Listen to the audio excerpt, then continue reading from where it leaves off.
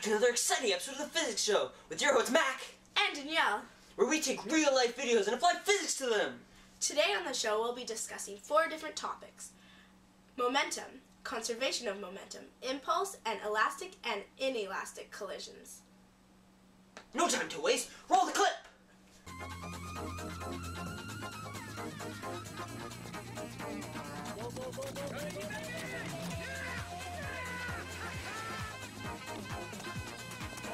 Oh my gosh, look at that momentum.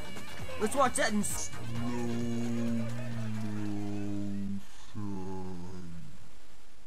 That clip showcased momentum. Momentum is a vector quantity and is always in the same direction as velocity. Momentum equals mass times velocity. The units for momentum are kilograms times meters per second. Let's assume the runner has a mass of 70 kilograms and a velocity of 5 meters per second. He would then have a momentum of 350 kilogram meters per second. Wow, that's amazing! Let's see another one! Well, that's not very exciting. Is that the best clip we have? That was an example of the conservation of momentum. The momentum of an object in a closed, isolated system is conserved. In other words, it doesn't change. The formula for the conservation of momentum is as follows. The momentum of the first object before collision and the second object before collision equals the momentum of the first object after collision plus the second object after collision. Therefore, no momentum was lost. Well, aren't those some balls of steel? No? Well, let's hope the next clip is much more entertaining than the last one. Smack that thing.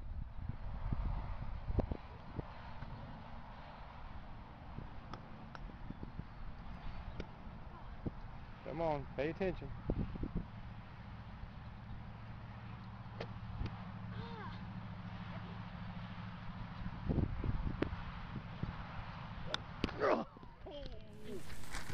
That was impulse. Impulse is the rate of change of momentum and is directly proportional to the force applied. Impulse is the force divided by the change in time. For example, if the kid hits the golf ball with 50 newtons of force over the course of half a second, the impulse would be 25 newton seconds. Ha! That kid's going places! He'll be the next Tiger Woods! Hopefully just the golf part. Isn't physics fun? Roll the next clip! Whoa!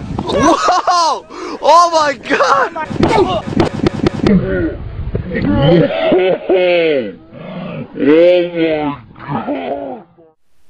You just witnessed elastic collisions. Elastic collisions is when 2 objects collide and go off separately. The formula for an elastic collision is as follows. The momentum of the first object plus the momentum of the second object is equal to the momentum of the first object after collision plus the second object after collision. Assuming the kid with the ball has a mass of 50 kilograms with a velocity of 5 meters per second, and the kid with the ball has a mass of 35 kilograms with a velocity of negative 1 meter per second, if the kid without the ball has a velocity of 2 meters per second after collision, what is the velocity of the kid with the ball after collision? If you plug all the numbers in correctly, not forgetting about negative velocities, the kid with the ball is moving at 3.29 meters per second. Whoa! I hope he's okay after all that momentum. Let's see the next clip. Yes, the birds left the nest. I'm all grown up, I gotta fly with the... Ouch, that's gonna hurt in the morning. That was inelastic collision. Inelastic collisions is when 2 objects collide and stick together. The formula for an inelastic collision is this. The momentum of the first object plus the momentum of the second object is equal to the combined mass of the 2 objects times their velocity.